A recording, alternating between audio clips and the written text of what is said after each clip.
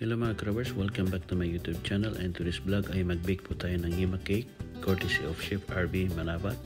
Thank you so much for the chef. Tara, samahan niyo ako. Let's do this. Na sausawang Pilipino.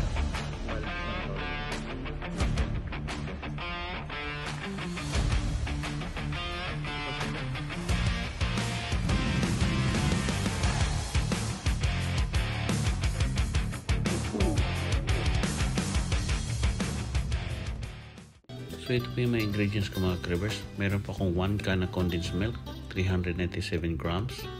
And then, mag-add ako dito ng 1/2 cup na fresh milk. So pwede rin evaporated milk ang gamitin nyo. And then, next nating i-add mga cravers is yung 4 egg yolk ang gamit ko dito. Ayan po.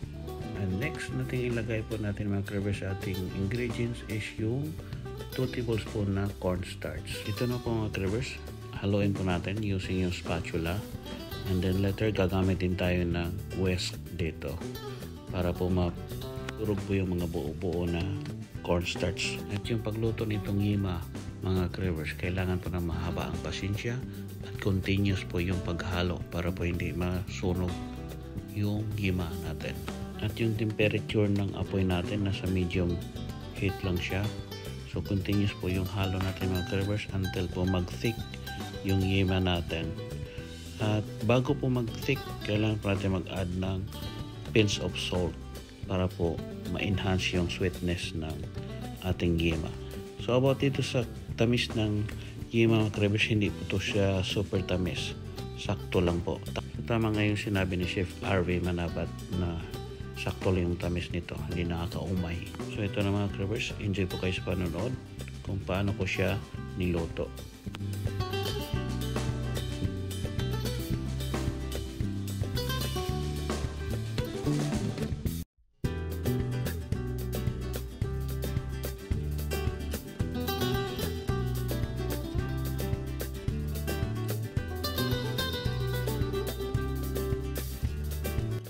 Continuous lang po yung paghalo mga cravers. Huwag lang po yung bilisan paghalo. Dahan-dahan lang para po yung init niya continue din.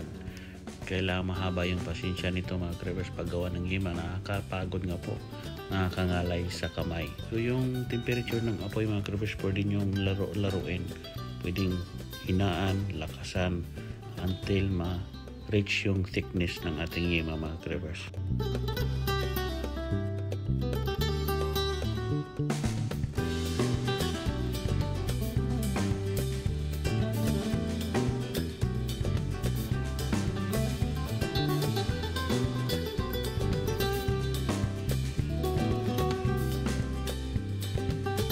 At ito na mga cravers, tama na yung thick nitong yema.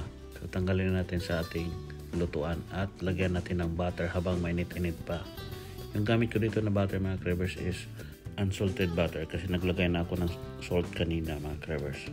So yan, patuloy natin paghalo until ma-dissolve yung butter. Yan, malapit na ma-dissolve ang butter natin mga cravers. At ito, okay na to. Pwede na tayong mag-frosting ng ating cake.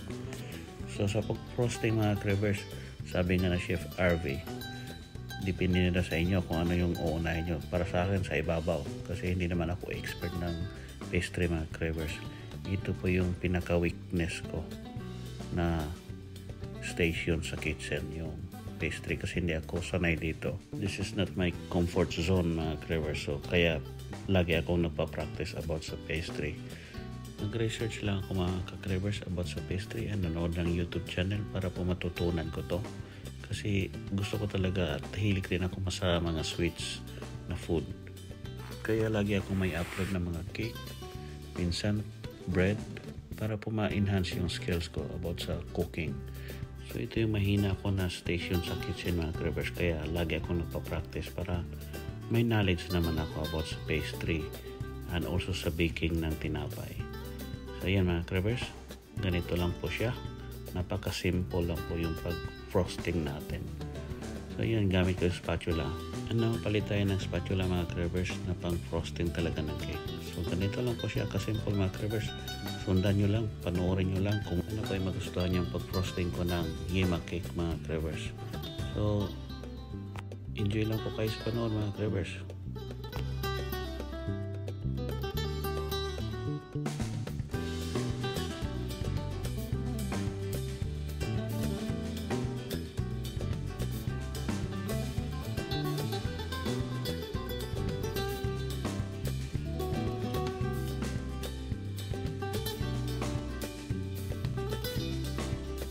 Ito na mga Krevers, kumonsulta ako sa expert kasi siya po yung expert dito sa pastry.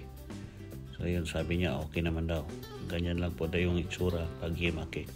Hindi po siya maging smooth ang itsura. So pasado sa kanya mga Krevers. So now, dapat daw sabi niya may cheese dito sa ibabaw. So dapat yung gamit is Eden cheese na grated on top. Kaso wala akong Eden cheese dito. So yung gamit ko dito na cheese is nilagyan ko lang yung pang sandwich na cheese para po magkaroon ng cheese sa ibabaw.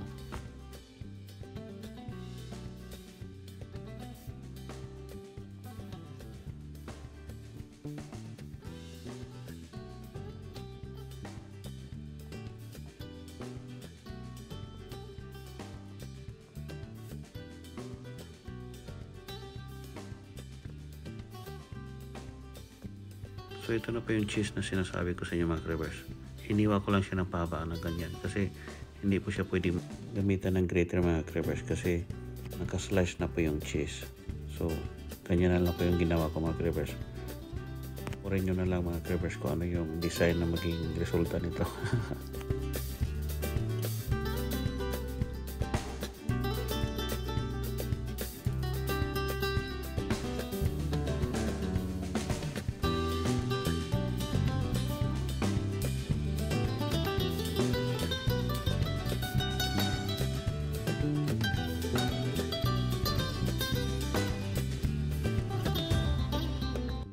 Maganda po sana ang design nito mga Krevers kung grated cheese on top, pero yun na lang po ang aking nakayanan. So ito na yung yema cake natin mga Krevers. Tapos na po ito. Sana po nag-enjoy kayo sa video na ito mga Krevers at may natutunan kayo sa ating recipe.